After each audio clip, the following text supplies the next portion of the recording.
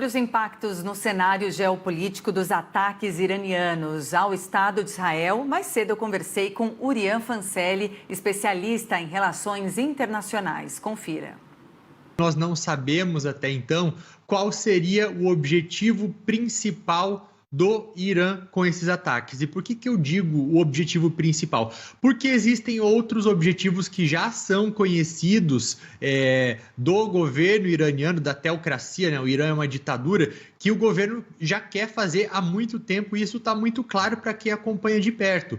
Então, algo fundamental que o governo tenta fazer é garantir a sobrevivência do próprio regime. Então, ele gosta de lucrar no meio do caos. Então, sempre quando existe algum tipo de conflito, algum tipo de instabilidade na região, o que o Irã faz? Ele vai lá e tenta ganhar alguma coisa em cima disso, ele tenta lucrar em cima disso. E ele quer, ao fazer isso, é uma maneira de tentar exportar aquele tipo de regime, aquele tipo de cosmovisão que ele tem. Então, o Irã tem feito isso até então por meio daqueles grupos proxies, né? Aqueles exércitos, aquelas milícias iranianas, os Houthis no Iêmen, o Hezbollah no Líbano. Então, ele tinha já feito isso ao longo desses 6 meses de guerra entre Hamas e Israel. Porém, o ineditismo agora foi o fato do Irã ter feito isso usando o próprio exército. Então, foi de maneira direta. Por que eu digo que não está claro o objetivo, né? Porque o Irã ele fez esses ataques sabendo que seriam defendidos, tanto é que a inteligência norte-americana já havia dito alguns dias antes, 2 ou 3 dias, que esses ataques seriam, que era garantido que esses ataques iriam acontecer. Então deu tempo, inclusive, para que outros países fechassem os espaços aéreos na região, para que os Estados Unidos mobilizassem navios, porta-aviões, para que fortalecesse ali aquela região, para realmente intimidar o Irã. E se o Irã quisesse também, juntamente com os seus grupos aliados, como o próprio Hezbollah, ele teria tentado encontrar uma maneira de saturar o sistema de defesa de Israel para fazer mais vítimas. Tanto é que um ataque feito com no máximo 300 drones e mísseis de cruzeiro balísticos, ele não deu conta de causar nenhum dano muito significativo em Israel. Então o objetivo era justamente esse, de mandar uma mensagem apenas tanto é que também depois o governo declarou na ONU que já havia finalizado, que foi apenas uma retaliação àquele ataque à embaixada, e logo em seguida conseguiu também uma coisa que queria, que era a população iraniana nas ruas, comemorando o ataque, porque ele precisa disso, ele precisa desse apoio da população. Então, ao atingir o inimigo, é como dar aí biscoito para os iranianos ficarem felizes também, que apoiam o governo. Tá bom.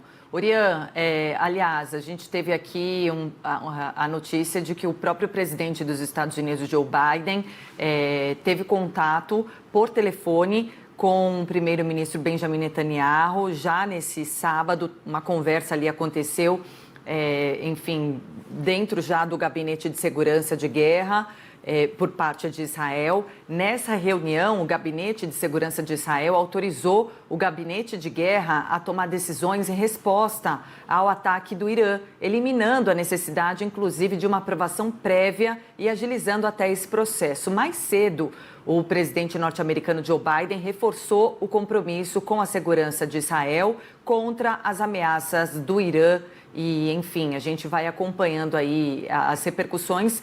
E aí, Urian, queria entender um pouco mais essa questão do apoio dos Estados Unidos. Quando a gente olha para o conflito lá Israel e faixa de Gaza, né, a gente vinha acompanhando muitas críticas do presidente Joe Biden à gestão de Netanyahu, críticas que foram subindo o tom e a gente até olhava com estranhamento devido já ao histórico de grande apoio que os Estados Unidos sempre deram e ofereceram a Israel. Isso muda agora com esse novo ataque do Irã, sendo que o Irã deixou bem claro que os Estados Unidos não entrem nesse conflito.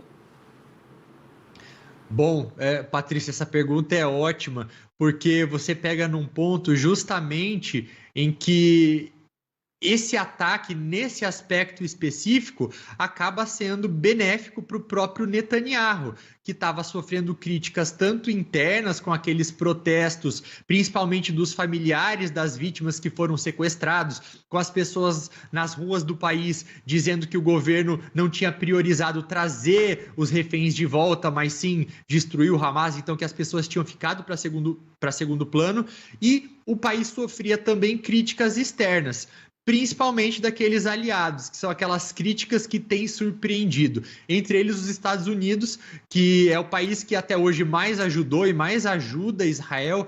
Então, num primeiro momento, logo depois dos ataques de 7 de outubro, a reação foi de estaremos incondicionalmente com Israel, mas Israel começa a ter aquelas atitudes polêmicas em relação a Gaza, né? Com ataques indiscriminados, ataques desproporcionais, e o tom internacional dos aliados começa a subir também conforme o descuido de Israel, intencional ou não, continua a acontecer em Gaza. Até que nas últimas semanas, de fato, o tom do Joe Biden foi subindo. Talvez a maior expressão disso tudo nunca foi condicionada a ajuda de Israel a uma baixada de tom, né? Mas havia ali alguns momentos em que dava a entender, ou que o próprio governo norte-americano fazia declarações dizendo que não estava contente com o que estava acontecendo. A maior expressão disso veio durante a abstenção norte-americana na votação da resolução do Conselho de Segurança da ONU. Então, o que deixa claro agora esse ataque iraniano é o fato de que os Estados Unidos, que eram inicialmente o apoiador incondicional, foram para apoiador crítico, agora voltaram a ser o apoiador incondicional novamente. Ainda mais contra o Irã, né? Vindo aí um ataque vindo do Irã, que é um país praticamente inimigo dos Estados Unidos. Urian, a gente tem uma nota agora recente da Casa Branca, declarando ali, trazendo uma declaração do presidente Biden, depois de falar com Netanyahu, e ele disse que os Estados Unidos ajudaram, de fato, Israel a abater os drones e mísseis e reafirmaram um compromisso férreo da América com a segurança de Israel. No texto, Biden também disse que os militares dos Estados Unidos transferiram aeronaves e também outros mecanismos de defesa contra os mísseis balísticos para a região ao longo da semana passada. E essa medida ajudou, inclusive, Israel a derrubar quase todos os drones. E eu li, Urian, a gente fala bastante sobre esse domo de ferro, né? Inclusive, passamos a conhecê-lo melhor depois do início da guerra de Israel contra Gaza, que é o sistema de defesa de Israel. E eu li aqui, inclusive, recentemente, Israel passou a contar também com esses mecanismos de defesa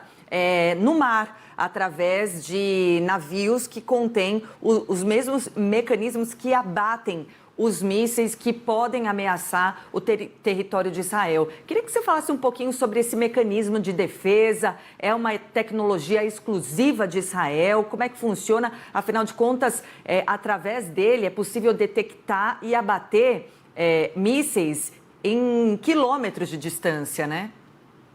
É isso mesmo. É um sistema que é considerado o melhor sistema de defesa do mundo, e ao mesmo tempo em que Israel, a gente observa, consegue claramente se proteger desses ataques que têm sido esporádicos, vindos principalmente do norte e do sul Líbano, né, contra Israel, alguns que vinham também ocasionalmente da faixa de Gaza, conseguia dar conta. O que a gente não consegue responder ainda é quantos ataques seriam necessários para conseguirem saturar esse sistema, que é um sistema muito caro, que contou com a colaboração norte-americana para ser produzido também. Então, existe acordo entre os dois países para o desenvolvimento desse sistema. E é a maneira, Patrícia, como os Estados Unidos querem se envolver militarmente nesse conflito, ajudando Israel a se defender, entrar ativamente com exércitos americanos. Isso é o que o país está tentando evitar ao máximo, não só pelo óbvio que é um ano de eleição, mas também porque um conflito direto com o Irã poderia levar a uma instabilidade de toda a região, causaria aos próprios americanos também uma tensão em relação aos recursos militares dos Estados Unidos, que o país tem tentado, ao longo dos últimos anos, tirar dessa região do Oriente Médio, então colocar em outras regiões tensas do mundo também. Então vamos colocar também aí, tanto na Ucrânia também, que tem sofrido com a falta de ajuda militar, na Ásia também, no sul do Mar da China agora também, o clima esquentando entre China e Filipinas, China e Taiwan também. Então era uma região onde estava praticamente tudo caminhando para um futuro de paz relativa, mas que foi interrompido, e dá para a gente jogar o Irã aí novamente, porque existem indícios de que o Irã ajudou o Hamas a se capacitar, ele treinou o Hamas e pode até mesmo ter fornecido armamentos para eles realizarem aqueles ataques de 7 de outubro. Interessante. Urian, você tocou num ponto que é sensível, que é uma questão de como os Estados Unidos vai acabar se envolvendo com essa guerra, já que é um ano eleitoral por lá. E a gente acompanhou aqui uma declaração do ex-presidente dos Estados Unidos, candidato também nessas eleições, Donald Trump, que disse o seguinte: olha, se eu tivesse lá na Casa Branca, esse ataque do Irã a Israel não teria acontecido. Pelas redes sociais, Trump, o adversário de Biden nas eleições, afirmou que o atual presidente enfraqueceu o país e que essa ofensiva iraniana só aconteceu por causa disso. Ele ainda pediu que Deus abençoe os aliados. E foi durante o mandato de Trump, inclusive, que as forças americanas mataram o general-chefe da Guarda Revolucionária do Irã, episódio que causou uma grande crise, e ameaçou desatar uma guerra direta entre os rivais. E aí, a gente também tem aqui uma postura de Biden diante desse ataque, que foi solicitar que os líderes do G7 se reúnam e tragam uma resposta diplomática a esse ataque. O que pode se esperar dessa ação de Estados Unidos junto ao G7 para uma resposta ao Irã? Bom, Patrícia, primeiro, em relação ao que você trouxe das declarações do ex-presidente Donald Trump, também agora que é candidato, vai concorrer contra o Joe Biden, é muito mais fácil você fazer esse tipo de declaração quando você não está com a caneta na mão, né? Uhum. É muito menos comprometedor. Lembrando que declarações parecidas também foram feitas no final de janeiro, quando houve aquele ataque a Tower 22, que fica ali na Jordânia, perto da fronteira com a Síria e o Iraque também, em que 3 soldados norte-americanos acabaram morrendo. Qual que foi a reação, principalmente de alguns membros do Congresso dos republicanos naquele contexto? De pedir para o Joe Biden, naquele momento, atacar o Irã, para entrar no conflito direto com o Irã. Então, é muito mais fácil você falar esse tipo de coisa quando você não tem o poder da caneta na mão. Mesma coisa em relação à guerra na Ucrânia, quando o Trump fala que acabaria com isso em 24, 48 horas. Agora, em relação à reunião do G7, a gente está falando do G7, não é o G20. No G7 existe razoavelmente uma maneira muito like-minded de se pensar. Então, eles têm um pensamento muito parecido. São aquelas, não as maiores economias do mundo, mas as 7 grandes democracias liberais. Então, principalmente países da Europa, países ocidentais, Japão também.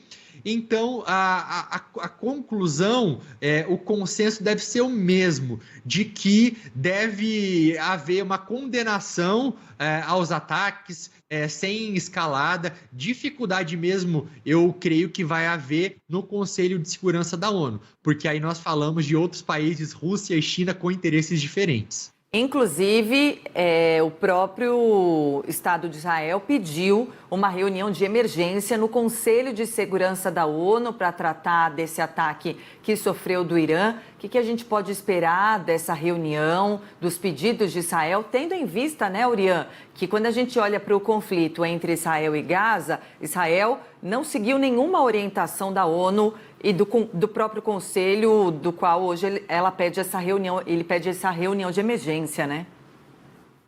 Exato. Israel tem, em diversos momentos, tentado desacreditar as Nações Unidas, inclusive em algum momento pedindo a renúncia do Antônio Guterres, que é o secretário-geral da ONU. Então, Israel não tem aceitado bem as críticas feitas não só pela ONU, mas também por diversas outras organizações internacionais. Então, até para a gente parar com aquela rixa que existe das pessoas acharem que governos mais de esquerda acabam condenando Israel e governos de direita apoiam Israel, não é bem assim. Existem organizações completamente independentes, organizações como a Corte Internacional de Justiça, organizações como Médicos Sem Fronteiras e tantas outras que têm condenado e apontado para aquelas violações de direitos humanos que sim têm sido cometidas. Agora, não acredito que deve passar tão fácil no Conselho de Segurança, caso seja colocada uma resolução para votação, principalmente por conta da Rússia contra o governo iraniano, porque a Rússia tem muito a ganhar com uma instabilidade nessa região, em diversos aspectos, tanto pelo fato de que a atenção americana estaria voltada para o Oriente Médio caso o conflito se expandisse, os armamentos norte-americanos iriam para essa região e não para a Ucrânia. Caso houvesse um aumento no preço do petróleo, a Rússia lucraria com isso também, porque tem vendido aí só para a China. Agora você imagina também outros países impossibilitados de comprar petróleo. Então a Rússia teria muito a ganhar. E como aliado do Irã também teria aí uma carta na manga que poderia usar na própria mesa de negociação. Eu tenho o poder de influenciar o Irã, então tem certas coisas que eu gostaria de demandar a partir de agora. Então acredito que não vai ter nada passando no Conselho de Segurança.